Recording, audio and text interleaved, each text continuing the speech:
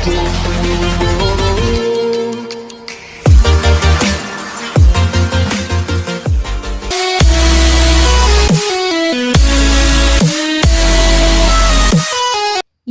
of say and tell. We use say as the reporting verb when we focus on the words of the speaker. We use tell when we convey what the speaker has said to somebody. Let's see some examples. Namrata said to me, I am exhausted after the long and tiring commute. In indirect speech, Namrata told me that she was exhausted after the long and tiring commute. Second, Sheetal said to me, I am happy to get a chance to work with the children. Indirect speech, Sheetal told me that she was happy to get a chance to work with the children. Reporting assertive sentences. When we report assertive sentences, the reporting verb said is changed to told. As mentioned before, we may also use other reporting verbs like advised, asked, answered, admitted, confessed, or remarked instead of said. Let's understand them with examples. The doctor said to me, we all need balanced nutrition to function properly. In indirect speech, the doctor told me that we all need balanced nutrition to function properly.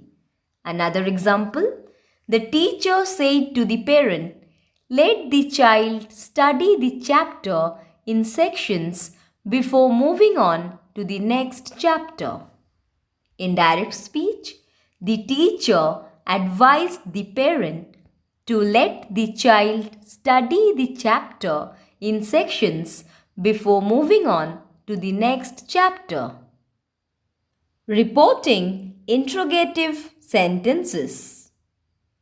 When we report interrogative sentences, the reporting verb said changes to asked or inquired. We may also use words like wanted to know or wondered. We also use whether or if or the question word who, where, what, when, how, whose used in the sentence to begin the words of the speaker. Examples: the guide said to Sanjay, have you been on a Himalayan trek before? In indirect speech, the guide asked Sanjay whether he had been on a Himalayan trek before. Another example, my uncle said to Akshay, how do you plan to deliver books to the remote corners of India? In indirect speech, my uncle wanted to know how Akshay planned to deliver books to the remote corners of India. Reporting imperative sentences. When we report imperative sentences, the reporting verb said changes to asked, requested, advised, ordered, or encouraged according to the tone of the sentence. Examples: Rajat said to the librarian, please let me keep the book for another week. In indirect speech, Rajat requested the librarian to let him keep the book for another week. Another example, Mrs. Roy said to her students, you could give saplings as return gifts on your birthdays. In indirect speech, Mrs. Roy encouraged her students to give saplings as return gifts on their birthdays. Reporting exclamatory sentences. When we report exclamatory sentences, the reporting verb said changes to exclaimed, wished, or cried.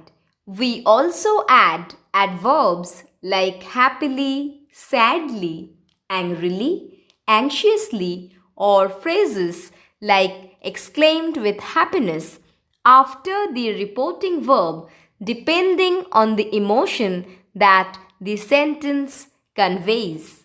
Examples: Pakhi said, "Hooray, I came first in the exam." In indirect speech, Pakhi exclaimed joyfully that she had come first in the exam. Another example, Deepak exclaimed, "What a clever boy Ravi is." In indirect speech, Deepak exclaimed that Ravi was a very clever boy. Rewrite the assertive sentences in indirect speech. First, the teacher said Smita is the tallest girl in the class.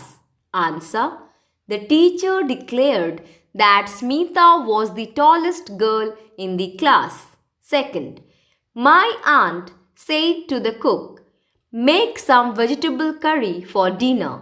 Answer: my aunt asked the cook to make some vegetable curry for dinner. Third, my father said to the driver, "Drive to the museum." Answer: my father instructed the driver to drive to the museum. Fourth, our chemistry teacher said, "Don't try these experiments at home." Answer: our chemistry teacher warned us not to try those experiments at home.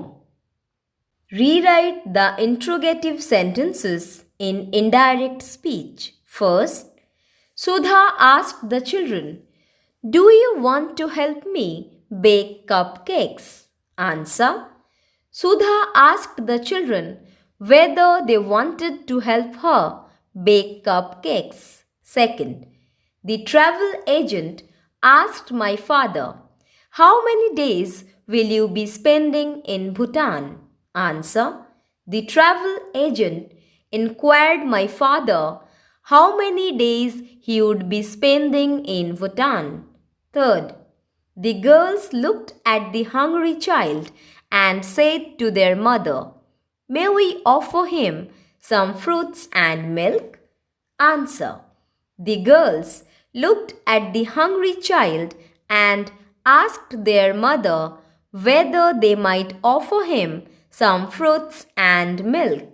Fourth, the principal asked the teacher, "Will Shivam be able to play the role of Orlando in the play?"